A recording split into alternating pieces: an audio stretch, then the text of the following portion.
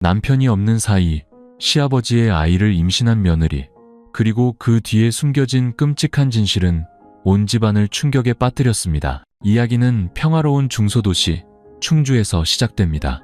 비포장도로 위로 아직 서민들의 소박한 발자국이 남아있는 정겨운 동네. 바로 그곳에서 가난한 네 자매의 딸로 태어난 서연은 도시 남자를 만나 시집가는 것을 인생의 목표로 삼으며 자랐습니다. 시골 출신인 서연에게 번듯한 대기업 건설 엔지니어와 결혼해 유서 깊고 명망 있는 집안의 며느리가 된다는 것은 온 친척이 어깨를 으쓱할 만한 자랑거리였습니다. 하지만 서연은 꿈에도 몰랐습니다.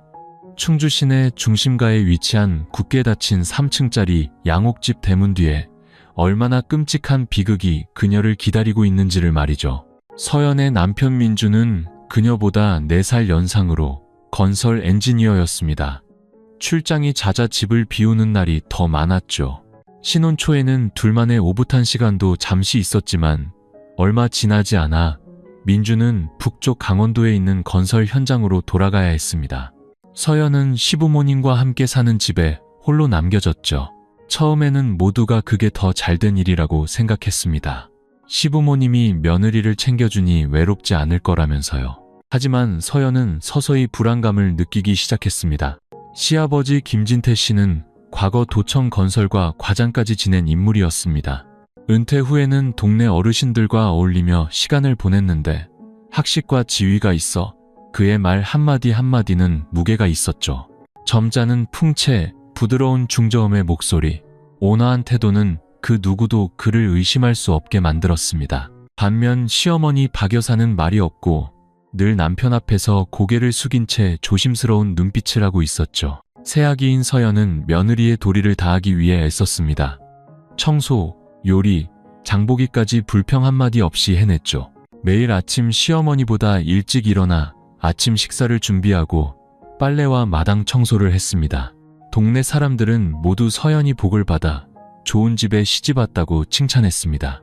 하지만 정작 서연 자신은 설명할 수 없는 불안감에 시달렸습니다. 요즘 들어 시아버지가 등 뒤로 지나갈 때마다 쏘스라치게 놀라기 일쑤였고 식사 때마다 김진태 씨가 그녀를 쳐다보는 시선이 예사롭지 않게 길게 느껴졌습니다. 집에 단둘이 있을 때면 시아버지는 핑계를 대며 이것저것 물어보거나 가까이 다가와 섰고 심지어 무심결인 척 그녀의 손을 스치기도 했습니다. 하지만 모든 것은 거기까지였습니다. 의심을 품게는 하지만 차마 입 밖으로 꺼낼 수는 없는 애매한 수준이었죠. 서연은 두려웠습니다. 말해봤자 누가 믿어줄까요? 그녀는 시아버지를 나쁘게 생각하고 싶지 않았습니다. 그저 자신이 예민한 탓이라고 세상 어느 시아버지가 그런 비윤리적인 행동을 하겠냐고 스스로를 다독였습니다. 그렇게 애써 외면했죠. 그녀는 남편을 포함해 누구에게도 이 사실을 털어놓지 못했습니다. 평화로운 가정을 깨뜨릴까 두려웠기 때문입니다. 그러던 어느 날 민준이 갑작스럽게 6개월간 북쪽 최전방 현장으로 파견 명령을 받았습니다. 온 가족이 기대를 안고 그를 배웅했지만 서연의 마음은 불안으로 가득했습니다. 세 사람이 남은 집은 평범해 보였지만 민준이 떠난 그날부터 끔찍한 사건들이 연이어 벌어지기 시작했고 그 끝에는 김씨 가문 전체가 고개를 숙여야 할 추악한 진실이 기다리고 있었습니다. 6개월 후 서연은 임신했습니다. 하지만 그 소식은 모두가 생각하는 그런 기쁜 소식이 아니었습니다. 결혼 초 서연은 낯설면서도 희망에 부푼 나날을 보냈습니다. 도시 생활에도 이른 아침의 소음에도 격식 있는 식사 예절에도 익숙하지 않았죠. 특히 집안 모든 사람의 시선이 자신의 모든 행동을 따라다니는 것 같아 늘 조심스러웠습니다. 시부모님의 3층 양옥집은 시내 큰 길가에 위치해 웅장하고 고급스러웠습니다. 하지만 이상하게도 집안에 들어설 때마다 서연은 등골이 오싹해졌습니다. 날씨 때문이 아니라 집안의 분위기 때문이었죠. 모든 것이 너무나 고요하고 너무나 반듯했습니다. 서연이 무심코 슬리퍼를 조금 삐뚤게 놓기만 해도 박 여사는 날카로운 눈초리로 넌지시 핀잔을 주곤 했습니다. 시어머니 박 여사는 말이 없고 웃음도 거의 없었습니다. 그녀는 부엌 한쪽에서 낡은 옷을 수선하며 홀로 앉아있는 시간이 많았고 눈빛은 늘 먼 곳을 향해 있었습니다. 서연이 무언가 물어보면 그저 고개를 끄덕이거나 짧게 응하고는 이내 고개를 돌려버렸습니다. 꾸지람을 듣는 건 아니었지만 서연은 늘 이방인처럼 느껴졌고 항상 눈치를 봐야 했습니다. 반면 시아버지 김진태 씨는 정반대였습니다. 그는 항상 먼저 말을 걸어왔습니다. 서연아, 점심은 먹었니? 집에만 있으니 힘들지 않으냐? 오후에 아비랑 시장에 같이 가자꾸나. 내 어미 줄 반찬거리 좀 사게. 이런 다정한 질문들이었지만 서연은 어딘가 이상한 기분이 들었습니다. 한 번은 그녀가 계단을 닦고 있는데 그가 다가와 어깨에 가볍게 손을 얹으며 나지막이 말했습니다. 참 꼼꼼하게도 닦는구나. 나중에 훌륭한 엄마가 되겠어. 서연은 깜짝 놀라 어색하게 웃으며 슬쩍 한 걸음 뒤로 물러섰습니다. 이런 사소한 일들이 아무도 모르게, 아무도 말하지 않는 가운데 매일 반복되었습니다. 하지만 한 여자로서의 본능으로 서연은 무언가 잘못되었다는 것을 알았습니다. 아주 크게 어긋나 있다는 것을요. 남편 민주는 매일 밤 전화를 걸어왔습니다. 현장 숙소에서 혹은 회의 중에 걸려오는 다급한 전화였습니다. 여보, 너무 바쁘다. 몇 달만 고생하면 돌아가서 실컷 놀아줄게. 서연은 차마 불평할 수 없었습니다. 그저 저는 괜찮아요. 아버님, 어머님도 잘해주세요라고 말할 뿐이었죠. 하지만 전화를 끊고 나면 서연은 방 안에 멍하니 앉아 무거운 마음에 잠겼습니다. 괜찮다는 말은 스스로를 안심시키기 위한 주문일 뿐이었습니다. 현실은 하루하루 무관심한 사람과 과도하게 관심을 보이는 사람, 두 낯선 이와 함께 사는 것과 같았습니다. 매일 아침 서연은 며느리의 도리를 다하려 애썼습니다. 그녀는 밥을 짓고 청소를 하고 정성껏 식사를 차렸습니다. 하지만 그녀를 가장 불안하게 했던 것은 김진태 씨의 시선이었습니다. 늘 노골적인 것은 아니었지만 그녀가 허리를 숙였다, 일어설 때마다 그는 힐끗 쳐다보았습니다. 그 시선은 아버지가 딸을 보는 시선이 아니었습니다. 어느 날 저녁, 박 여사가 이웃집 초상에 가고 서연은 시아버지와 단둘이 집에 남게 되었습니다. 밖에는 천둥을 동반한 폭우가 쏟아졌고 전기는 깜빡거렸습니다. 김진태 씨가 그녀의 방문 밖에서 서서 가볍게 노크를 했습니다. 서연아, 아비다. 이렇게 비가 오는데 무섭지 않으냐? 서연은 놀라 조용히 대답했습니다. 괜찮아요, 아버님. 먼저 주무세요. 그래, 그런데 혹시 이 집에서 불편한 게 있으면 아비한테 말하렴. 내가 다 해결해 주마. 그녀는 어색하게 웃으며 네, 괜찮습니다. 라고 말하고는 방문을 굳게 닫았습니다. 심장이 미친 듯이 뛰었죠. 그날 밤 그녀는 잠을 이루지 못했습니다. 지붕 위로 쏟아지는 빗소리, 창문 틈으로 새어 들어오는 바람소리. 하지만 가장 소름 끼쳤던 소리는 복도를 가로질러 아주 천천히, 규칙적으로 걸어와 그녀의 방문 바로 앞에서 멈추는 시아버지의 발소리였습니다. 그 비 오는 밤 이후 서연의 생활 습관은 바뀌었습니다. 이전처럼 아침 일찍 방문을 열어두지도 않았고 거실에서 오래 TV를 보지도 않았습니다. 그녀는 시아버지와 단둘이 집에 있는 상황을 필사적으로 피했습니다. 그의 모든 행동은 여전히 예의를 벗어나지 않았지만 그 눈빛, 말투, 그리고 박 여사가 없을 때마다 주변을 맴도는 방식은 서연을 숨막히게 했습니다. 누구에게도 말할 수 없었습니다. 말하고 싶지 않아서가 아니라 어떻게 말해야 할지 몰랐기 때문입니다. 어떻게 남편에게 아버님이 좀 이상한 것 같아요 라고 말할 수 있을까요? 어떻게 늘 침묵하고 순종적인 시어머니에게 어머님, 남편분의 눈빛이 제 몸을 훑는 것 같아요 라고 말할 수 있을까요? 그녀는 망상에 빠졌다는 소리를 들을까 두려웠습니다. 갓 시집온 며느리가 집안을 이간질한다는 누명을 쓸까봐 무서웠습니다. 마음 한편에는 여전히 작은 희망이 있었습니다. 자신이 너무 예민하게 생각하는 것일지도 모른다고, 그 눈빛은 착각일 뿐이라고, 모든 게 오해일 거라고요.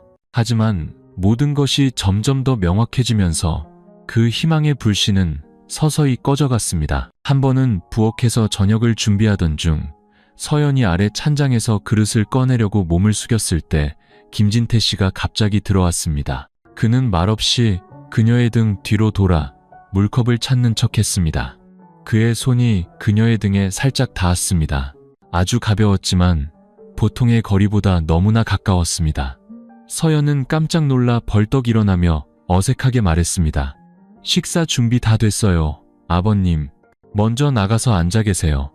김진태 씨는 옅은 미소를 지으며 말했습니다. 물 한 잔 마시려던 것뿐인데 뭘 그리 긴장하느냐. 그러고는 유유히 밖으로 나갔습니다.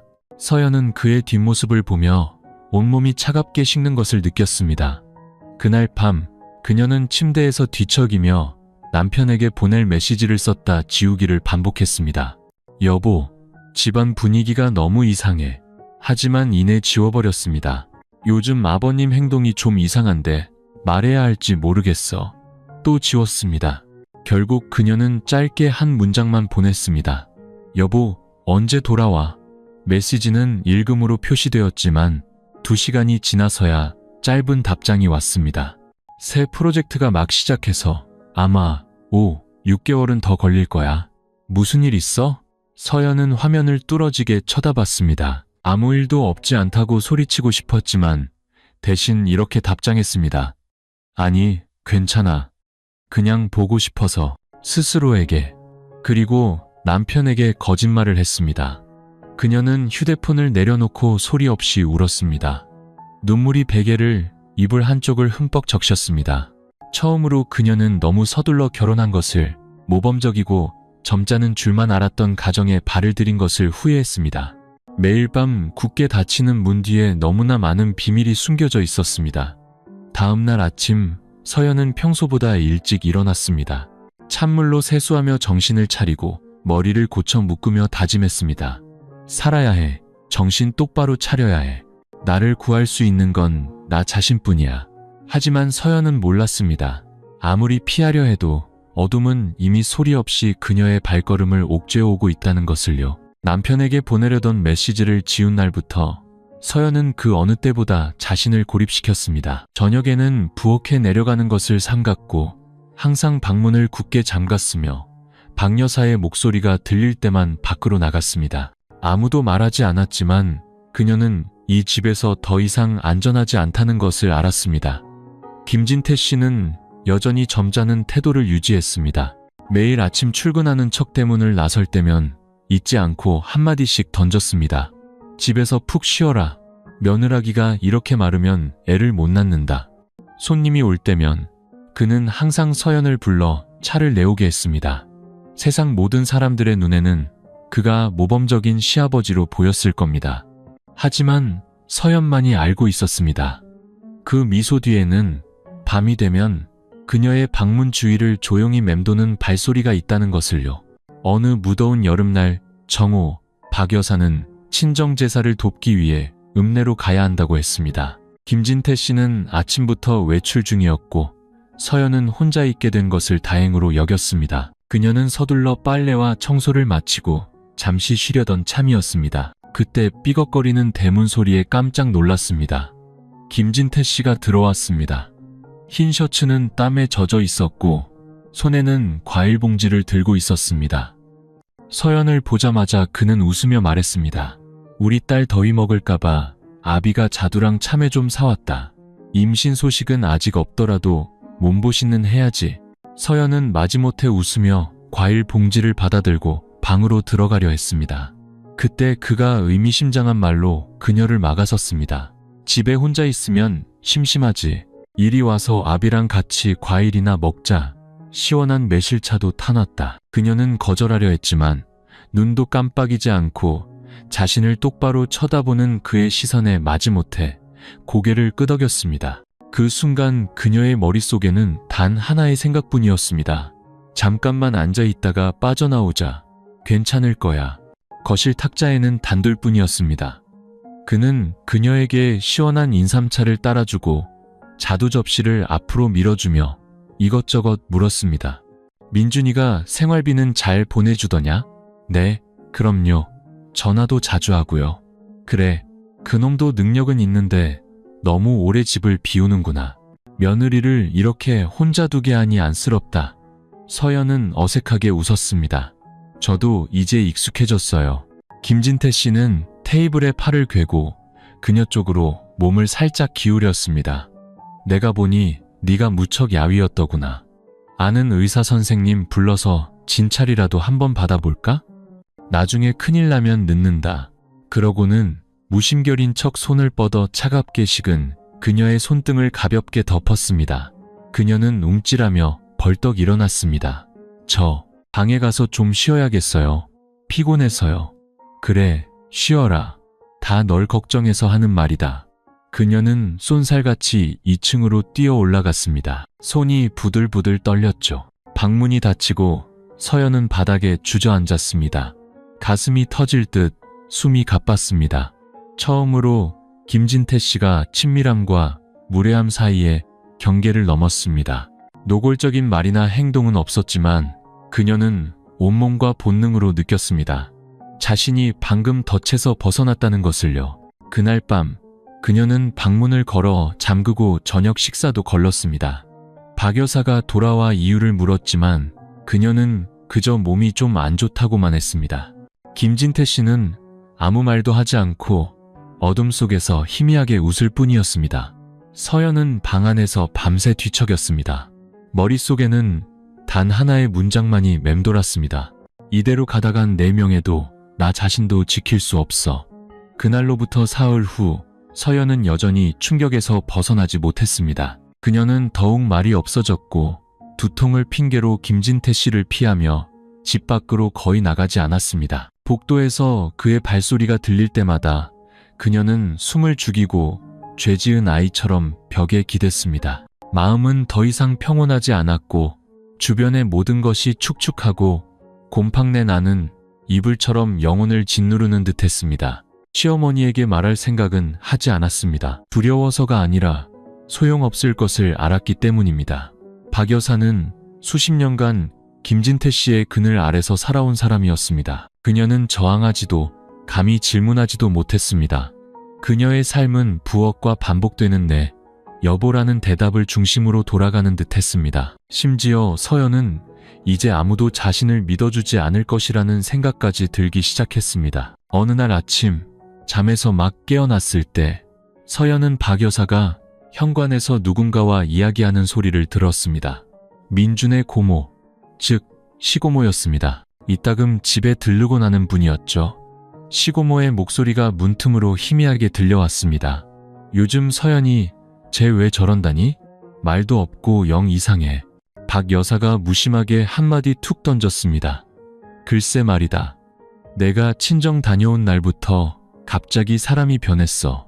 무슨 생각을 하는지 단 한마디였지만 그 말은 서연의 마음을 산산조각 냈습니다. 가장 큰 외로움은 한 집에 살면서도 아무도 진정으로 내 말을 들어주지 않을 때 찾아온다고 합니다. 서연은 그 감정을 매일 매 시간 뼈저리게 느꼈습니다. 박 여사가 의심의 뜻으로 한 말이 아니었을지라도 그 말은 이미 약해질 대로 약해진 그녀의 자신감을 베는 칼날 같았습니다. 그날 저녁 온 가족이 식사를 하고 있을 때 서연이 그릇을 치우려고 일어서자 김진태 씨가 말했습니다. 서연아, 앉아있거라. 아비가 치울게. 요즘 보니 얼굴이 너무 안 좋다. 박 여사가 힐끗 쳐다보며 말했습니다. 제대로 하라고 해요. 젊은 애가 맨날 기운이 없어서야. 김진태 씨는 웃으며 부드러운 목소리로 말했습니다. 원래 딸은 아껴줘야 하는 법이지. 요즘 보니 우리 서연이가 더 예뻐졌어. 서연은 얼굴에 핏기가 싹 가시는 것 같았습니다.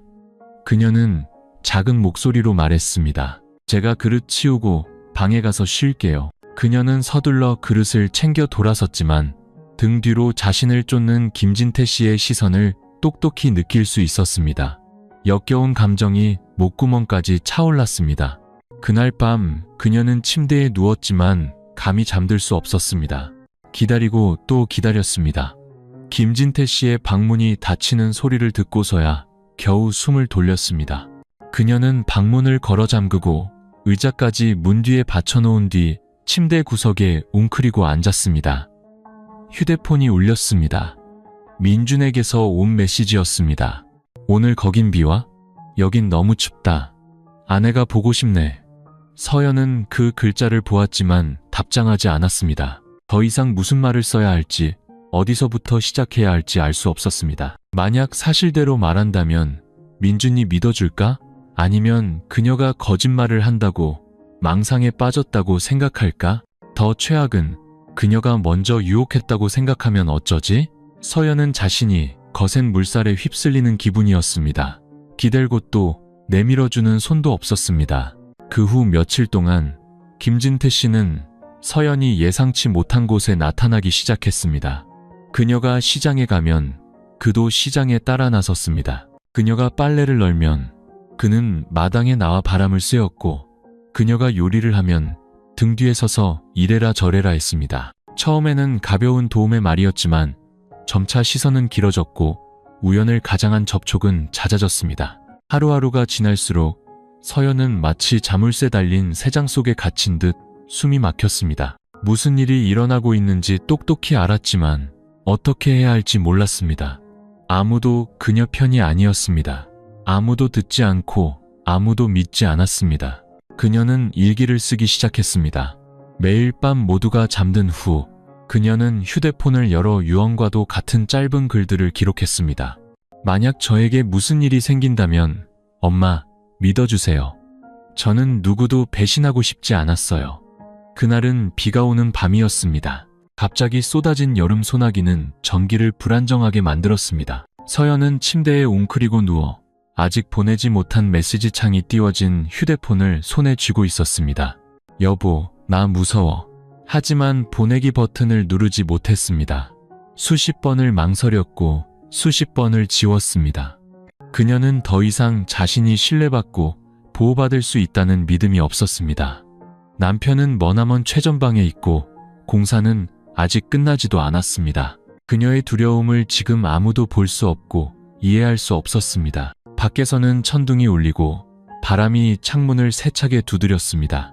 집 안에는 시계의 똑딱거리는 소리와 문틈으로 새어 들어오는 바람 소리뿐이었습니다. 박 여사는 오후부터 이웃집에 가 있었습니다. 먼 친척의 결혼식이었는데 서연은 피곤하다는 핑계로 따라가지 않았습니다. 집에 혼자 있는 것이 더 편할 거라 생각했지만 그건 착각이었습니다. 밤 9시가 넘었을 때 계단 아래에서 발소리가 들려왔습니다. 느리고 규칙적인 발소리가 그녀의 방문 앞에서 멈췄습니다. 서연은 깜짝 놀라 앉았고 심장이 미친 듯이 뛰었습니다. 가벼운 노크 소리가 들렸습니다. 서연아, 아직 안 자느냐?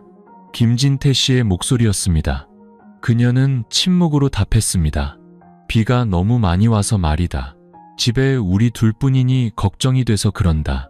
괜찮은 거지? 여전히 침묵. 잠시 후 손잡이를 돌리는 소리가 들렸습니다. 다행히 문은 굳게 잠겨 있었습니다.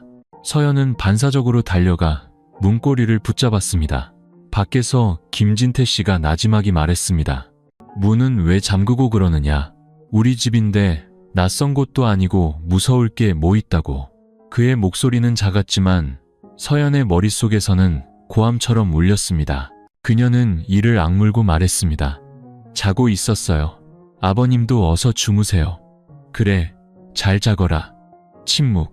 서연은 침대로 물러나 부들부들 떨었습니다. 밖에서는 비가 여전히 쏟아졌지만 그녀의 마음속은 더 거센 폭풍이 몰아치고 있었습니다. 1시간쯤 지났을까? 이제 조용해졌다고 생각했을 때 아래층 방문이 열렸다가 닫히는 소리가 들렸습니다. 그녀는 새벽 1시가 다 되어서야 잠이 들었습니다. 피곤해서인지 아니면 두려움에 지쳐서인지 알 수 없었습니다. 다음 날 아침 그녀는 불안한 마음으로 잠에서 깼습니다.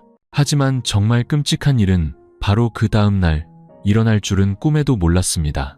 그날은 토요일이었습니다. 민주는 프로젝트 관리팀과 회의가 있어 오래 통화할 수 없다고 전화를 걸어왔습니다.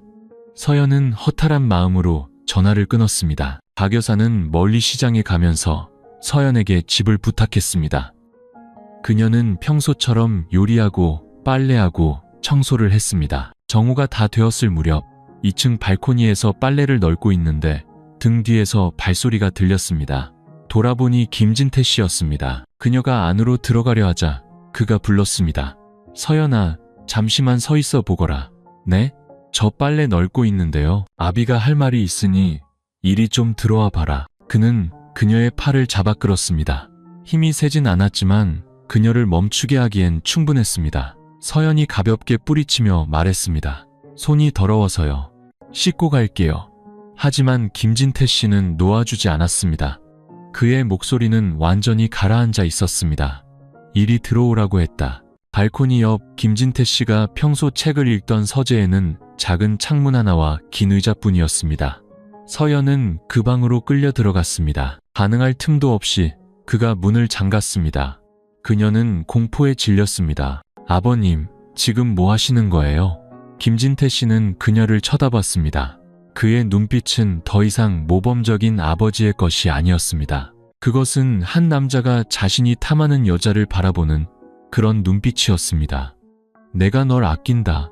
네가 이 집에 와서 내가 너한테 박하게 대한 적이 있었더냐? 아버님, 제발요. 아무도 모를 것이다. 네 남편도 없지 않으냐? 너도 기댈 어깨가 필요할 테고 안 그러냐? 그녀는 소리쳤지만 방음이 된 방, 잠긴 문, 그리고 도덕적인 가면을 쓰고 있던 그 남자는 마침내 진짜 얼굴을 드러냈습니다. 문이 열렸을 때 해는 이미 져 있었습니다. 서연은 비틀거리며 밖으로 나왔습니다. 다리가 후들거리고 손으로 가슴을 부여잡은 채 눈빛은 텅 비어 있었습니다. 어떻게 그 방에서 나왔는지 기억나지 않았습니다. 그녀가 아는 것은 단 하나, 그 순간부터 그녀의 인생은 결코 예전 같을 수 없다는 것이었습니다. 그 일이 있은 지 사흘 후 서연은 여전히 식사를 위해 아래층으로 내려갈 수 없었습니다. 그녀는 방 안에 스스로를 가두었습니다. 눈은 퀭했고 입술은 바싹 말라 있었습니다. 울 수도 소리칠 수도 없었고 감히 거울을 볼 수도 없었습니다. 거울 속 자신과 눈이 마주칠 때마다 지난 1년간 자신을 딸이라 부르던 김진태 씨의 역겨운 눈빛이 떠올랐습니다. 그는 아무 일도 없었다는 듯이 평소처럼 생활했습니다. 여전히 매일 저녁 뉴스를 보고 박 여사에게 과일을 사오라고 시키고 심지어 걱정하는 척 물어보기까지 했습니다. 제 감기 걸렸나? 왜 저렇게 문을 닫고 있어? 마치 모든 것이 그의 인생에서 스쳐 지나가는 바람인 것처럼. 하지만 서연에게 그것은 결코 씻을 수 없는 오점이었습니다. 그녀는 도망칠 생각도 했습니다. 짐을 싸서 버스터미널로 가 고향으로 돌아갈까? 하지만 고향에 가면 어머니께 무슨 말을 할 수 있을까요? 어머니는 늙고 허리가 아팠습니다.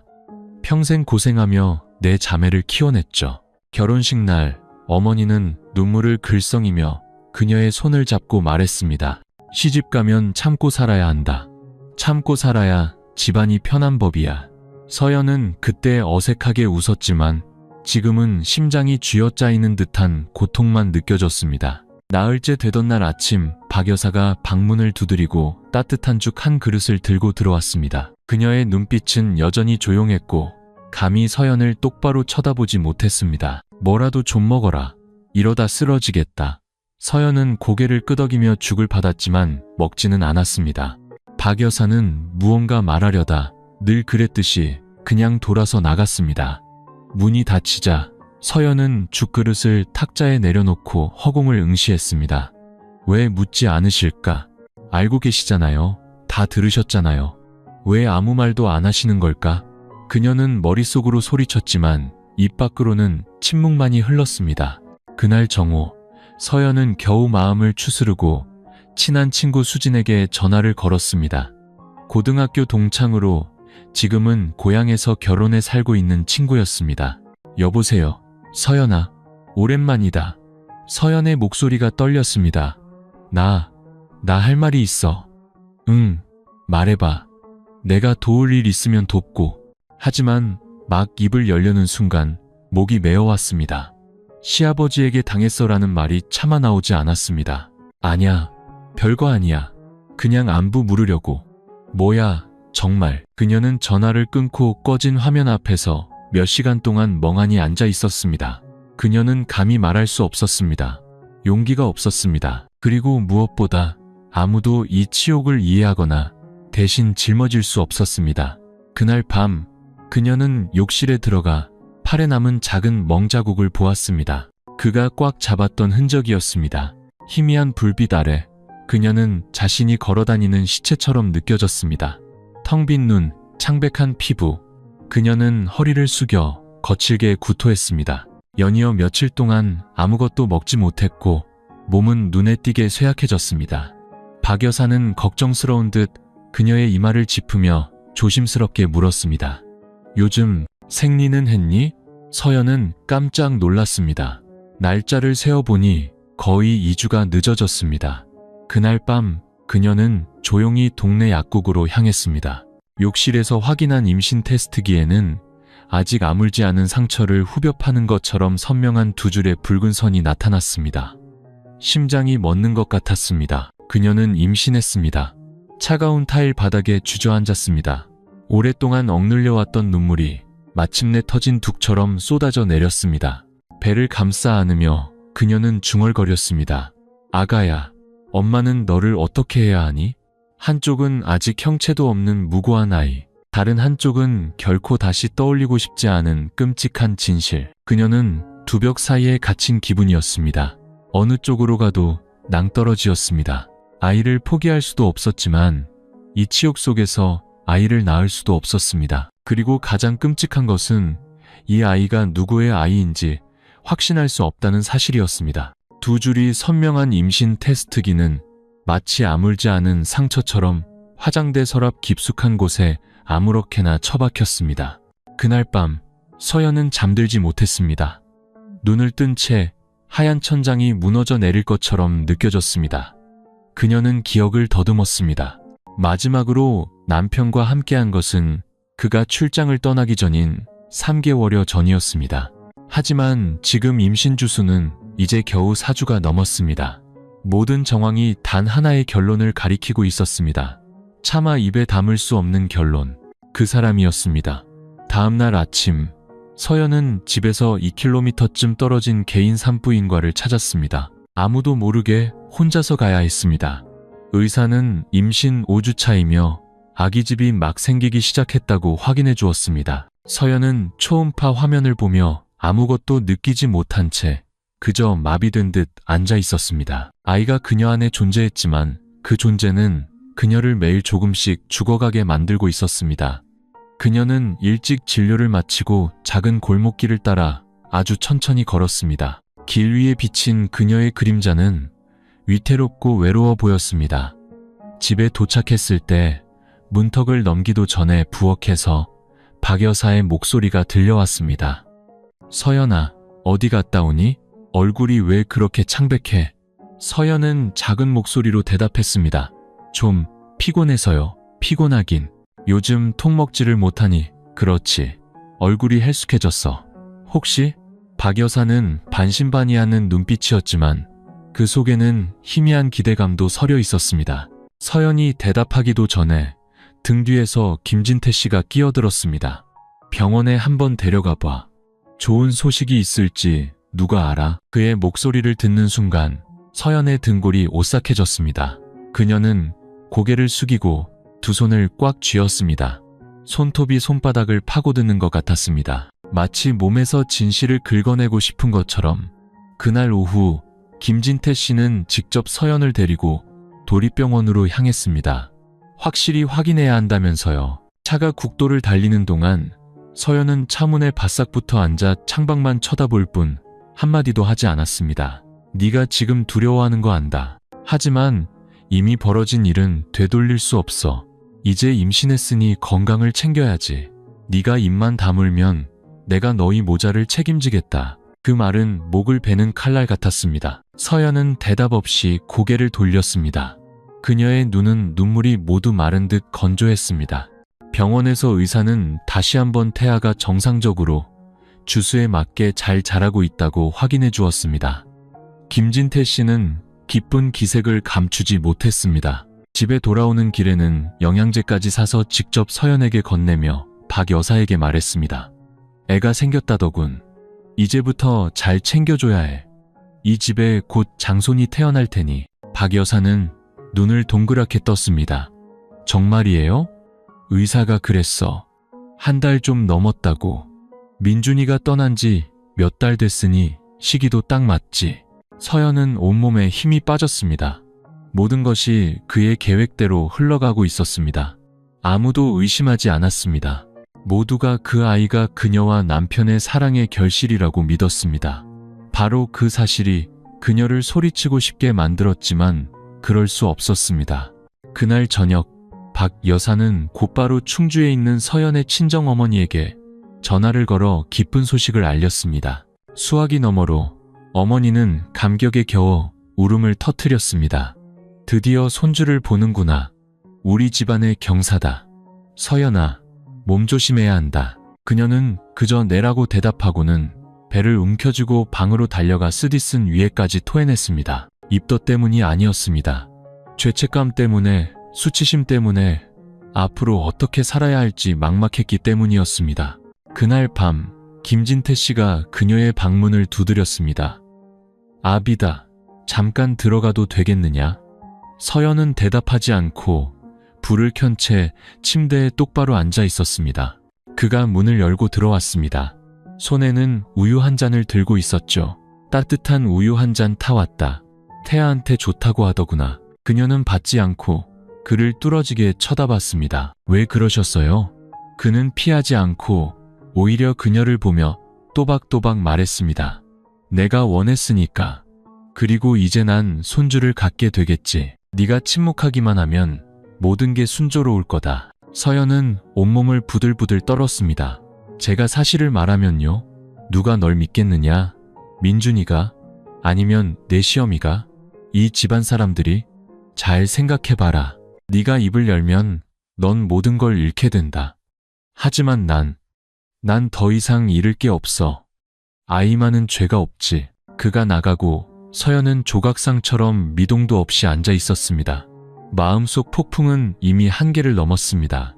하지만 그녀는 알았습니다. 이제부터는 싸워야 한다고. 자신을 위해서가 아니라 뱃속에서 자라고 있는 무고한 아이를 위해서.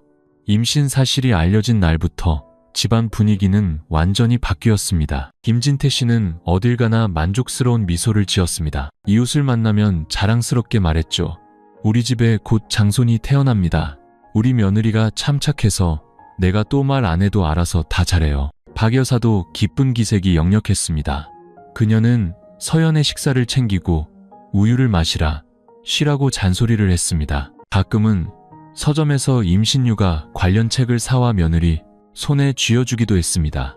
하지만 그녀의 눈빛은 이따금 이상한 빛을 띠었습니다. 마치 무언가 완전히 납득되지 않은 부분이 있는 것처럼요. 서연은 축하와 정성스러운 보살핌 속에서 마치 유리 상자 안에 갇힌 기분이었습니다. 주변의 모든 시선과 행동이 매 순간 그녀를 감시하는 것 같았습니다. 하지만 가장 무서운 것은 시어머니의 관심이나 가족들의 과한 기대가 아니었습니다. 바로 김진태 씨가 그녀의 모든 활동을 통제하기 시작했다는 것이었습니다. 이전에는 서연이 자유롭게 시장에 가고 약국에 가고 친구 집에 갈 수 있었습니다. 하지만 이제 그녀가 대문 밖으로 한 발짝만 나서도 김진태 씨는 즉시 물었습니다. 어디 가느냐? 뭐냐? 아비한테 태워달라고 하지. 한 번은 그녀가 미래를 위해 약간의 비상금을 마련할 생각으로 회계사무소에 지원서를 내려고 PC방에 갔습니다. 하지만 전송 버튼을 누르기도 전에 김진태 씨가 등 뒤에 나타났습니다. 일자리 구하는 거냐? 내가 말했잖니. 지금은 쉬는 게 최선이다. 이른 애 낳고 나서 내가 알아봐 주마. 그의 목소리는 부드러웠지만 눈빛은 음흉했습니다. 협박이 아니라 먼 미래를 걱정하는 사람인 척하며 내리는 명령이었습니다. 그날 밤 그는 그녀에게 통장 하나를 가져다 주었습니다. 이건 내가 손주를 위해 마련해둔 돈이다. 5천만 원 정도 될 게다. 매달 더 넣어주마. 그러니 집에서 편히 쉬어라. 여자는 바깥일을 적게 알수록 좋은 법이다. 서연은 통장을 보며 마음이 차갑게 식었습니다. 이것은 걱정이 아니라 족쇄라는 것을 똑똑히 알았습니다. 헛구역질이 날마다 심해졌습니다. 밤이 되면 빗소리, 바람소리, 그리고 머릿속에서 지워지지 않는 형상들 때문에 소스라치게 놀라잠에서 깼습니다. 꿈에서 그녀는 아이를 안고 밤길을 도망쳤습니다. 등 뒤에서는 한 남자의 그림자가 소름 끼치는 미소를 지으며 쫓아오고 있었습니다. 어느 날 밤, 그녀는 베개에 얼굴을 파묻고 흐느끼며 속삭였습니다. 아가야, 미안해. 네가 누구에게서 태어날지 엄마가 선택할 순 없었지만 끝까지 널 지켜주겠다고 약속할게. 그녀는 매일 일기를 쓰기 시작했습니다. 김진태 씨의 사소한 행동, 눈빛 하나까지 기록했습니다. 더 이상 두려움이 아니었습니다. 증거를 남기기 위한 조용한 계획이었습니다. 어느 날 오후, 김진태 씨가 외출했을 때 박 여사가 방문을 두드리고 연자죽 한 그릇을 가져다 주었습니다. 한참을 앉아 있어도 서연이 수저를 들지 않자 그녀가 천천히 입을 열었습니다. 내가 솔직히 묻자. 요즘 네 시아버지가 좀 이상하지 않으냐? 서연은 깜짝 놀라 그릇을 엎을 뻔했습니다. 네? 왜 그렇게 물으세요? 박 여사는 직접적인 대답 대신 한숨을 쉬었습니다. 내가 그 양반하고 수십 년을 살았다. 어떤 것들은 누가 말해주지 않아도 느껴지는 법이야. 서연은 입술을 깨물었습니다. 그 질문은 폭풍 전의 하늘처럼 캄캄했던 그녀의 영혼에 비친 한 줄기 빛과 같았습니다. 그녀는 시어머니를 바라보았습니다. 오랫동안 침묵하는 인형 같았던 그 여인이 이제 무언가 잘못되었다는 것을 알아챈 유일한 사람이었습니다. 그날 밤 서연은 일기장을 봉투에 넣어 봉인하고 겉에 한 줄의 글을 썼습니다. 만약 무슨 일이 생긴다면 이 글을 모두 읽어주세요. 그녀는 그것을 옷장 가장 깊숙한 곳, 대청소를 하지 않는 이상 찾을 수 없는 곳에 숨겼습니다. 눈앞의 평화는 일시적인 것일 뿐 폭풍은 언제든 들이닥칠 수 있다는 것을 알았기 때문입니다. 임신 사실을 알게 된 지 거의 2달이 지났습니다. 서연의 아랫배는 몸에 붙는 옷으로는 더 이상 가릴 수 없을 만큼 조금씩 불러왔습니다. 매일 아침 박 여사는 편하게 헐렁한 옷 입으렴. 임신 초기에는 예민해지기 쉬우니 손주를 위해서라도 마음을 편히 가져야 한다고 당부했습니다. 김진태 씨도 변했지만 정반대의 방향이었습니다. 그는 더 이상 조심스러운 척하지 않았고 오히려 서연을 자신의 소유물처럼 대하기 시작했습니다. 박 여사가 외출할 때마다 그는 핑계를 대고 2층으로 올라왔습니다. 밥은 잘 먹는지 필요한 건 없는지 살피는 척하면서요. 그가 방문을 두드리는 방식은 더 이상 예의가 아니라 감시와 같았습니다. 어느 무더운 정오, 서연이 창문을 열고 방에 앉아 있는데 김진태 씨의 목소리가 들렸습니다. 물 마셨느냐? 아비가 주스라도 갈아다 줄까? 그녀는 서둘러 대답했습니다. 괜찮아요, 아버님. 하지만 3분도 채 되지 않아 발소리가 들려왔습니다. 문이 열리고 김진태 씨가 물컵을 들고 들어왔습니다. 자, 신선한 오렌지 주스다. 내 어미가 막 갈아놨으니 마시고 기운 차려라. 그녀는 감히 그를 똑바로 쳐다보지 못하고 주스를 받아들었습니다. 김진태 씨는 침대 가장자리에 앉아 그녀의 어깨에 슬쩍 손을 얹었습니다. 너무 말랐다. 엄마가 건강해야 태아도 잘 크는 법이야. 서연은 벌떡 일어나며 말했습니다. 저 화장실 좀 다녀올게요. 그녀는 밖으로 뛰쳐나갔고 김진태 씨는 입술을 굳게 다문 채 그 자리에 앉아 있었습니다.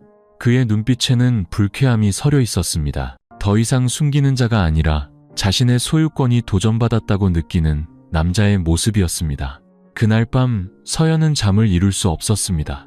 그녀는 발코니로 나가 휴대폰을 손에 쥐었습니다. 수많은 밤 동안 민준에게 전화를 걸려다 멈추었습니다. 어디서부터 시작해야 할지 몰랐습니다. 만약 사실을 말한다면 어떤 미래가 기다릴까? 이혼, 집에서 쫓겨나고 평생 시아버지와 노란한 며느리라는 손가락질을 받거나 더 최악은 뱃속의 아이가 괴물 취급을 받는 것. 그녀는 우울감에 빠졌습니다. 낙태약을 먹을까 생각하다가도 배에 손을 얹고는 울음을 터뜨렸습니다. 아가야, 미안해. 엄마가 너무 비겁해. 다음날 아침 예상치 못한 일이 벌어졌습니다. 서연이 거실에서 영수증을 정리하다가 산부인과 진료 기록지 한 장을 떨어뜨렸습니다.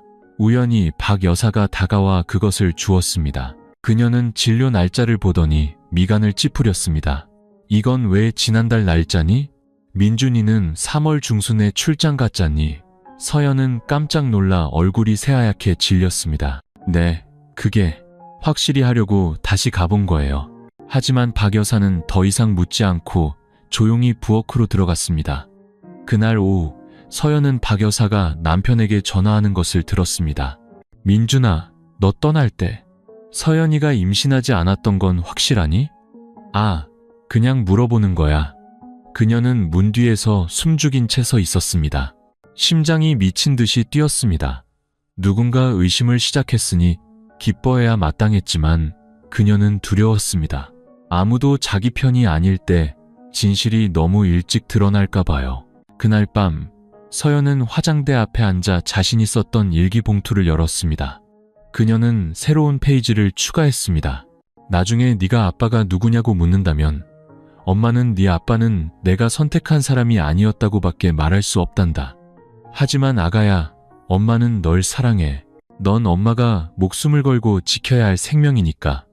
그리고 그녀는 그것을 작은 USB와 함께 다시 봉투에 넣었습니다.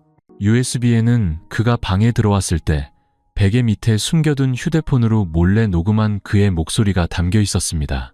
음질은 선명하지 않았지만 그녀가 상상한 것이 아님을 증명하기엔 충분했습니다. 그녀는 직면의 날이 가까워지고 있음을 알았습니다.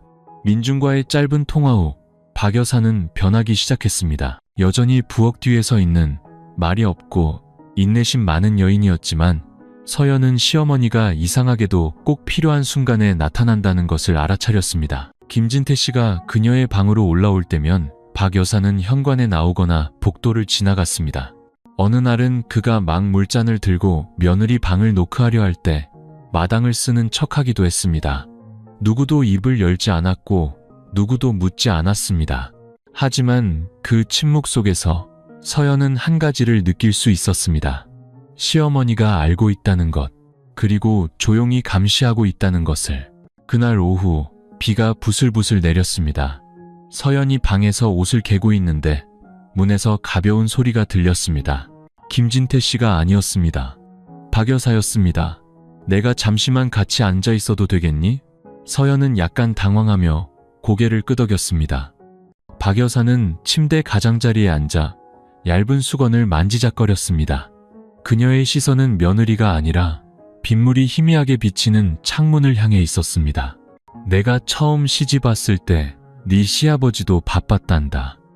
시아버지, 그러니까 민준이 할아버지랑 같이 지냈는데 그분도 참 편한 분은 아니었지. 서연은 고개를 들었습니다. 심장이 멎는 것 같았습니다. 박 여사는 여전히 다른 사람 이야기를 하듯 담담하게 말을 이었습니다. 어떤 일들은 아무도 믿지 않고 믿고 싶어 하지도 않는단다. 믿게 되면 선택을 해야 하니까. 그런데 평생 참고 사는 것만 배운 나 같은 여자가 무슨 선택을 할 수 있었겠니? 침묵이 흘렀습니다. 그리고 그녀는 서연의 눈을 똑바로 쳐다보며 조용히 물었습니다. 네가 대답할 필요는 없다. 그저 한 가지만 알고 싶구나. 만약 무슨 일이 터지면 네게 증거가 있니? 서연은 그대로 굳어버렸습니다. 잠시 후 그녀는 일어나 서랍을 열고 일기봉투와 작은 USB를 꺼내 박 여사 앞에 놓았습니다. 박 여사는 열어보지 않고 그저 아주 천천히 고개를 끄덕였습니다. 알겠다. 잘 간수하거라. 잃어버리지 말고 아무에게도 주지 마라. 더 이상 침묵할 수 없을 때까지. 그리고 그녀는 일어나 뒤도 돌아보지 않고 문 밖으로 나갔습니다. 등 뒤에서 서연이 목맨 소리로 작게 불렀습니다. 어머님, 제가 미우세요? 박 여사는 멈춰 섰습니다. 돌아보지는 않았지만 그녀의 목소리는 처음으로 눈에 띄게 부드러워져 있었습니다. 아니, 난 그저 이런 일이 일어나게 만든 사람이 미울 뿐이다. 그날 밤 서연은 꿈을 꿨습니다. 꿈속에서 그녀는 어두운 방 한가운데 묶여 있었습니다. 한쪽에서는 김진태 씨가 다가오고 있었고 다른 한쪽에는 시어머니가 서 있는 환한 문이 있었지만 그녀는 들어오지 않았습니다. 그녀는 소리쳤습니다. 어머님, 절 구해주세요. 하지만 박 여사는 가슴을 부여잡고 눈물을 흘리며 그저 서 있기만 했습니다. 마치 그녀 자신도 보이지 않는 끈에 묶여 있는 것처럼. 서연은 심장이 미친 듯이 뛰며 잠에서 깼습니다. 그녀는 배에 손을 얹고 조용히 속삭였습니다. 이제 아무도 널 해치게 두지 않을 거야. 엄마가 맹세해. 하지만 바로 다음 날 아침 김진태 씨는 다시 접근해 왔습니다. 그녀가 부엌에서 과일을 깎고 있는데 그가 다가와 도마를 짚는 척하며 등 뒤에 바싹 붙었습니다. 그의 목소리가 속삭였습니다. 어젯밤 꿈에 네가 나왔다. 아주 아름답더구나. 서연은 머리칼이 쭈뼛었습니다. 그녀는 몸을 돌려 소리쳤습니다. 저리 가세요. 그 소리에 위층에 있던 박 여사가 달려 내려왔습니다. 무슨 일이냐? 서연은 그 자리에 얼어붙었습니다. 반면 김진태 씨는 태연하게 말했습니다. 아, 내가 참외 껍질을 너무 두껍게 깎는다고 한마디 했을 뿐이요. 박 여사는 아무 말도 하지 않았지만 그날 이후 그녀는 늘 그런 우연한 순간에 나타났습니다. 서연은 알았습니다. 시어머니는 더 이상 모른 척하지 않는다는 것을. 그 무렵 민준에게서 계획보다 3주 정도 일찍 돌아올 것 같다는 연락이 왔습니다. 이 소식에 집안은 분주해졌습니다. 하지만 서연만이 알고 있었습니다. 그의 귀환은 단순한 재회가 아니라 침묵의 나날을 끝내는 종소리가 될 것이라는 것을. 그녀는 하루하루 날짜를 세기 시작했습니다. 매일 밤 일기를 쓰고 할 말을 준비하고 마음의 준비를 했습니다. 모든 것을 말하거나 아니면 이대로 가라앉거나 둘 중 하나였습니다. 토요일 늦은 오후 하얀색 승용차 한 대가 대문 앞에 멈춰섰습니다. 눈에 띄게 야윈, 키 큰 남자가 피곤하지만 기대에 찬 얼굴로 차에서 내렸습니다. 민준이었습니다. 거의 5개월간의 고된 출장 끝에 마침내 돌아온 것이었죠. 부엌에서 박 여사의 목소리가 들려왔습니다. 애가 왔구나. 여보, 어서 나가서 짐 좀 들어줘요. 서연은 방 안에 얼어붙은 듯 서 있었습니다. 남편의 셔츠를 개던 손이 굳어버렸죠. 이 순간이 올 줄 알았지만 아직 준비가 되지 않았습니다. 남편을 더 이상 사랑하지 않아서가 아니었습니다. 그가 자신의 눈을 들여다보면 진실을 보게 될까봐 두려웠습니다. 집에 들어선 민주는 아내를 보고 깜짝 놀랐습니다. 여보, 많이 야위었네. 그런데 배가. 그는 허리를 숙여 살짝 불러온 아내의 배에 가볍게 손을 얹었습니다. 정말 임신했구나. 서연은 어색하게 웃으며 고개를 끄덕일 뿐 아무 말도 하지 못했습니다. 김진태 씨가 집 안에서 나오며 호탕하게 말했습니다. 이놈, 때맞춰 잘 왔다. 내가 막 내 아내 데리고 정기검진 가려던 참이었는데 이제 네가 왔으니 내가 신경 쓸 일 없겠구나. 박 여사는 뒤에 서서 아무 말도 하지 않았습니다. 그녀와 서연의 눈이 마주쳤습니다. 짧았지만 깊은, 침착해, 서두르지 말라는 메시지가 담긴 시선이었습니다. 재회의 저녁 식사 자리에서 모두가 애써 즐거운 척했습니다. 민주는 새로운 공사 현장 이야기, 산골의 칼바람, 인부들의 소박한 식사에 대해 말했습니다. 서연은 따라 웃었지만 심장은 조여드는 것 같았습니다. 어디서부터 시작해야 할지, 각기 다른 얼굴과 다른 역할을 연기하는 세 사람 앞에서 무슨 말을 해야 할지 알 수 없었습니다. 식사 후 모두가 방으로 올라갔을 때 민주는 서연을 끌어안았습니다. 둘이 함께 자던 그 방에서요. 그는 그녀의 배에 손을 얹고 속삭였습니다. 고생 많았어. 너를 이렇게 오래 혼자 두게 해서 정말 미안해. 그녀는 목이 메어 눈물이 터져나왔지만 고개를 돌렸습니다. 괜찮아. 그냥 좀 피곤해서 그래. 그는 그녀의 뺨에 자신의 뺨을 기댔지만 그녀가 떨고 있다는 것은 눈치채지 못했습니다. 그날 밤 서연은 잠들지 못했습니다. 그녀는 한때 가장 안전한 피난처라고 생각했던 남편 옆에 누워 있었습니다. 이제 그는 그녀가 아직 마주할 용기가 없는 진실을 비추는 거울이 되었습니다. 그녀는 휴대폰을 열어 녹음 파일을 틀려다 껐습니다. 화면에는 보내지 못한 메시지가 떠올랐습니다. 여보, 할 말이 있어. 그리고 또 지웠습니다. 다음 날 아침 민주는 그녀에게 종합검진을 받으러 가자고 했습니다. 서연은 거절하려다 고개를 끄덕였습니다. 그녀는 진실의 일부든 전부든 더 이상 숨길 수 없다는 것을 알았습니다. 초음파실에서 의사가 마지막 생리일을 물었습니다. 서연이 민준을 쳐다보자 그가 고개를 끄덕이며 말했습니다. 말해, 의사 선생님이 임신 주수 계산해야 하잖아. 서연은 고개를 숙이고 작은 목소리로 말했습니다. 정확히 기억이 안 나요. 아마 5월 초쯤. 의사는 고개를 끄덕이며 기록했습니다. 밖으로 나왔을 때 민준이 문득 물었습니다. 그런데 5월 초면 내가 이미 출장 갔을 때잖아. 서연은 잠시 굳어있다가 이내 어색하게 웃었습니다. 내가 착각했나 봐. 아마 중순이었나. 그는 더 이상 아무 말도 하지 않았지만 서연은 그의 눈빛에서 의심의 씨앗이 뿌려졌다는 것을 알았습니다. 집에 돌아온 후 민주는 사소한 질문들을 하기 시작했습니다. 내가 없는 동안 계속 집에만 있었어? 누가 놀러 온 적은 없고? 부모님은 특별히 잘해주셨어? 그녀는 얼버무리며 대답을 피했습니다. 그날 밤 그녀가 막 침대에 누웠을 때 아래층에서 김진태 씨가 통화하는 소리가 들려왔습니다. 그의 목소리는 낮았지만 문틈으로 새어들어왔습니다. 그놈이 돌아왔어. 아직 아무 말은 없는데 요즘 서연이 녀석이 이상해. 예전처럼 무서워하질 않아. 서연은 그 자리에 얼어붙었습니다. 다음날 아침 박 여사는 부엌 식탁 위에 작은 가방 하나를 올려놓았습니다. 아무도 신경 쓰지 않았지만 민준이 식사를 마치자 그녀가 조용히 말했습니다. 이거 서연이 산부인과 진료 기록지들이다. 예전 것들까지 다. 민준은 놀랐습니다. 어머니가 이걸 왜? 그냥 보다 보니 좀 이상해서. 민준은 봉투를 열었습니다. 5월 5일자로 기록된 초음파 사진 한 장. 그의 눈이 가늘어졌습니다. 그는 조용히 그것을 주머니에 넣었습니다. 그날 오후 서연이 옥상에서 혼자 빨래를 널고 있을 때 민준이 다가왔습니다. 그의 손이 그녀의 어깨에 닿았습니다. 어제처럼 따뜻하지 않고 무겁게 느껴졌습니다. 나한테 정말 할 말 없어?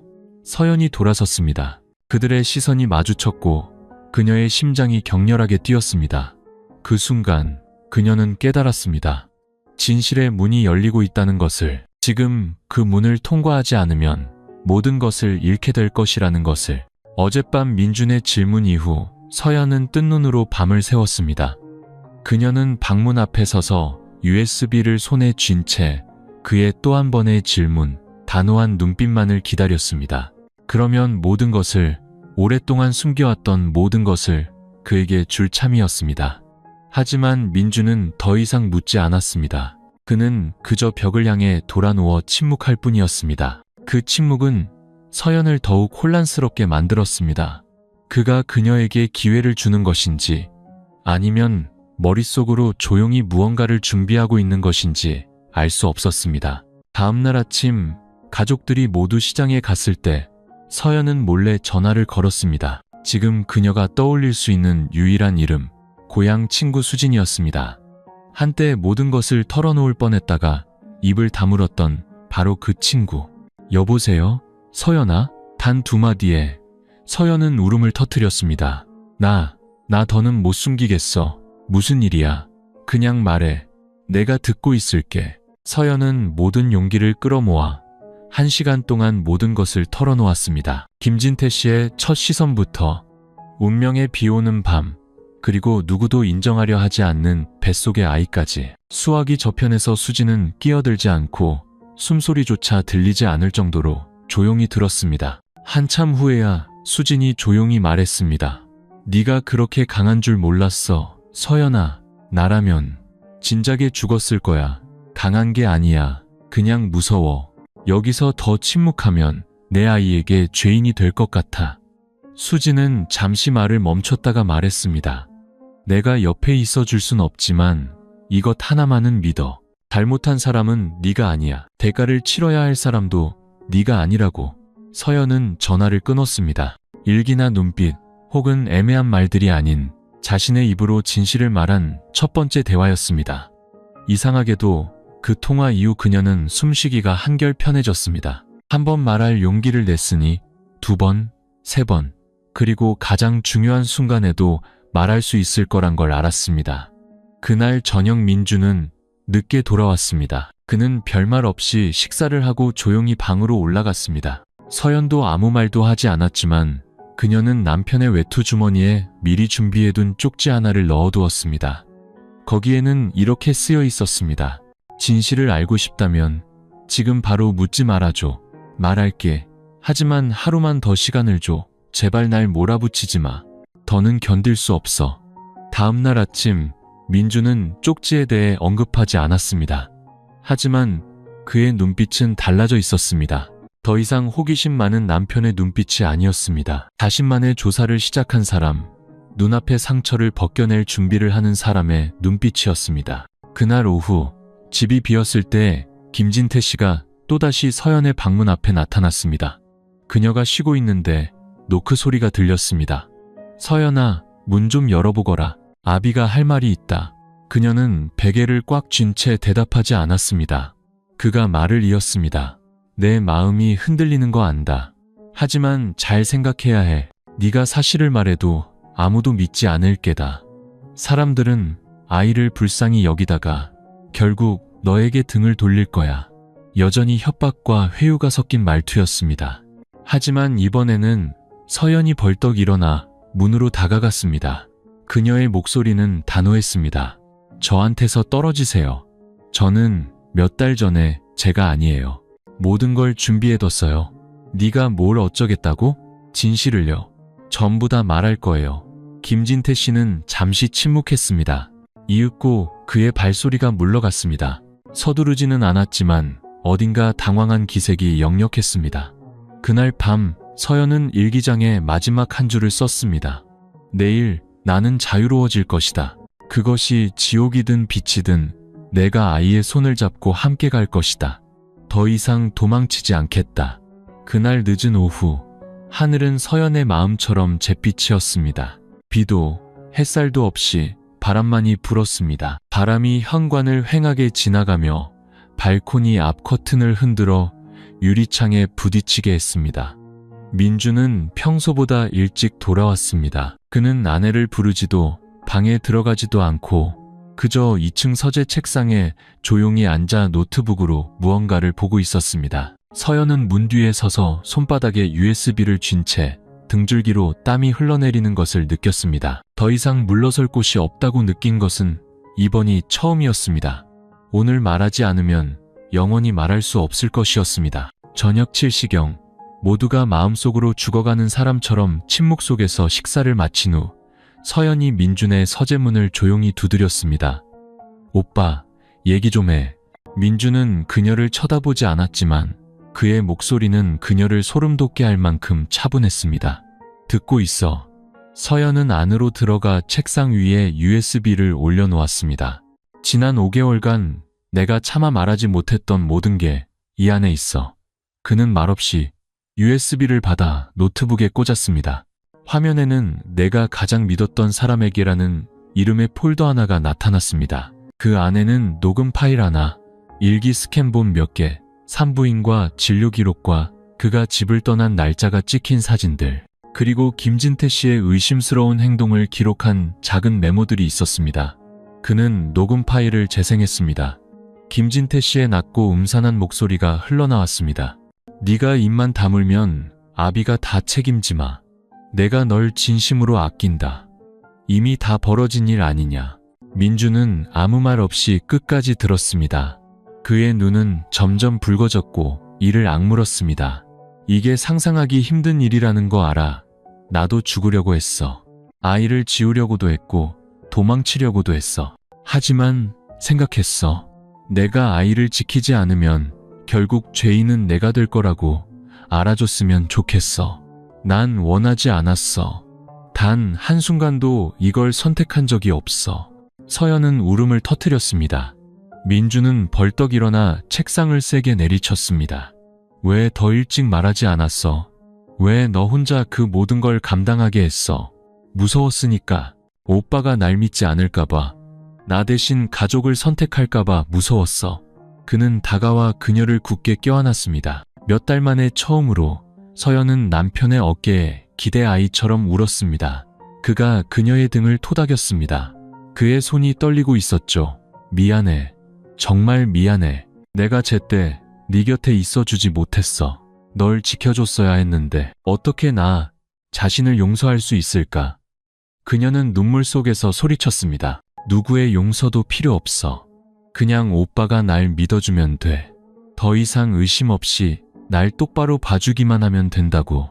그때 박 여사가 문을 열고 들어왔습니다. 손에는 서연이 예전에 그녀에게 주었던 낡은 일기 봉투가 들려 있었습니다. 민준아, 이것도 읽어봐야 할 것 같구나. 그동안 내가 침묵했던 건 나 역시 한때는 서연이 같았기 때문이란다. 남편에게 짓눌리고 가문의 명예라는 것에 입이 막힌 채 살았지. 민주는 돌아보며 그 자리에 굳었습니다. 박 여사는 아들을 보며 눈물을 흘렸습니다. 이 집에서 올바른 일을 할 수 있는 사람은 너뿐이다. 내 아내가 수십 년 동안의 나처럼 그림자로 살게 두지 마라. 방은 조용했지만 진실은 맑은 하늘에 터지는 천둥처럼 울려 퍼졌습니다. 민주는 주먹을 꽉 쥐었습니다. 그의 목소리가 낮게 깔렸습니다. 당신이 준 걸로 고소하기에 충분해. 서연은 눈을 들었습니다. 일을 크게 만들고 싶지 않아. 그냥 날 여기서 데리고 나가줘. 우리 아이가 저런 할아버지가 있는 집에서 자라게 하고 싶지 않아. 민주는 고개를 끄덕였습니다. 알았어. 하지만 떠나기 전에 그 사람이 고개 숙이게 만들 거야. 내 아내를 건드리고도 편히 살게 둘 순 없어.